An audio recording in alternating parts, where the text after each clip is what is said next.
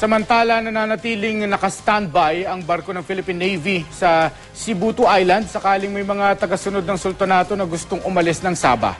Dinagdagan naman ang puwersa ng pulisya sa Tawi-Tawi para bantayan ang mga tagasunod ng sultanato ng Sulu. Handa raw kasi silang sumunod sa Sabah kapag lumala ang sitwasyon doon.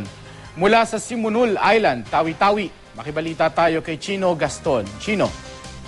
Yes, Mark, handa raw sumunod sa Sabah, Malaysia ang ilan sa mga tauhan ng tinatawag na Royal Security Force or Royal Army ng Sultanate of Sulu dito sa Simunul Island sa Tawi-Tawi.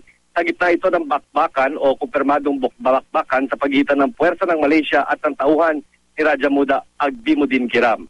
Nang kumalat nga ang balita kanina, Mark, na may barilan ng naganap, nagkumpul-kumpul ang mga taga-suporta ng sultanato sa bahay ng mga Kiram.